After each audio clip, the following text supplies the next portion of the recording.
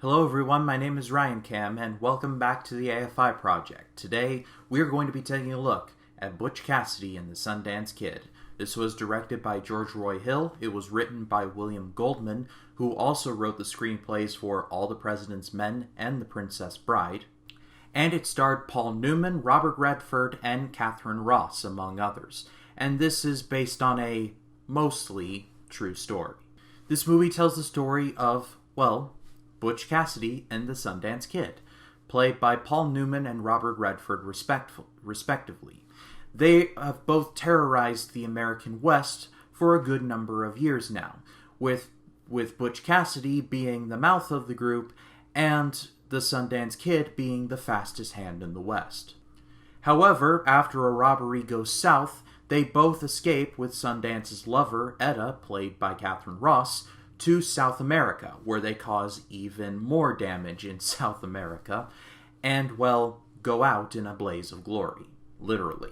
This is one of my father's favorite movies, so when I told him, hey, I have to watch this for the AFI project, he said, when are we watching it? and so we watched it together, and it was great. I remember watching this when I was a lot younger, but I didn't really remember it all that much, so I'm glad I rewatched it to give myself a bit of a fresher perspective.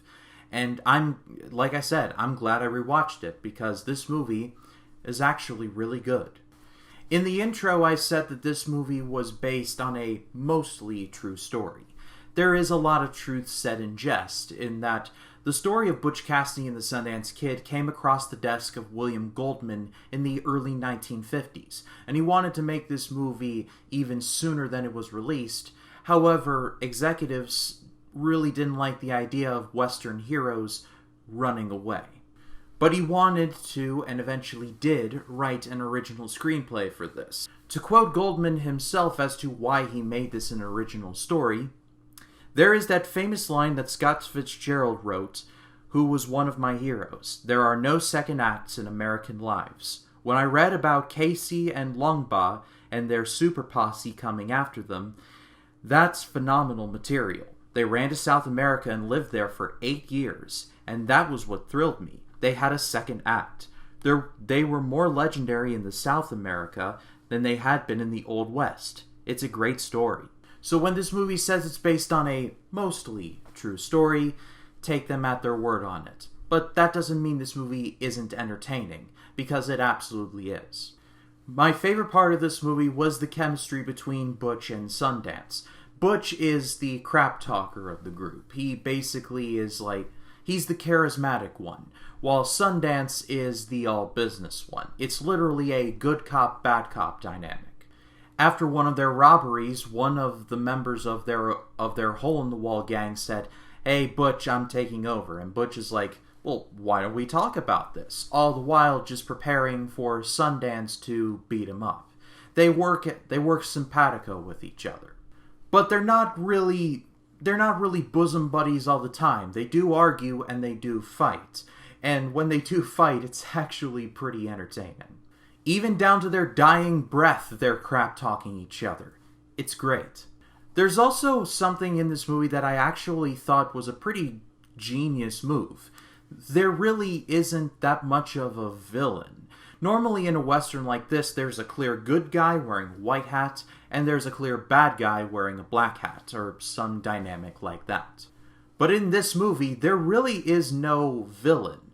I guess if you could say that there is a villain, it's fate. Because even by the end of the first act, you know that Butch Cassidy and the Sundance Kid's luck is running out, if it hasn't run out already.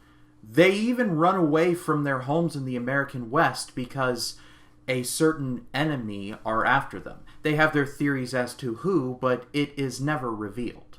And I also thought the gunfights in this were very well filmed as well. There's definitely more of a dynamic camera movement when staging these, which was definitely far from the norm of the time, which is usually just one guy shooting and another guy falling over dead. But they definitely used more dynamic techniques, and I thought it was all handled very well. And at the end of the day, this movie is still just as good as it always was. There's definitely some slow moments, especially in the middle, but other than that, if you haven't seen it, I do highly recommend it. But that is all for me, guys. Thank you so much as always for watching. Next time on the AFI Project, we're going to be taking a hard right, going from late 60s westerns to early 90s thrillers, and what is often considered one of the best horror movies of not only the 90s, but of all time. It's The Silence of the Lambs. But if you like this video, please be sure to leave a like, comment your thoughts down below, and if you like this video and you want to see more like it, hit the subscribe button and click the bell to allow notifications. That way, when a new video drops, you'll be the first to know about it. My name is Ryan Cam.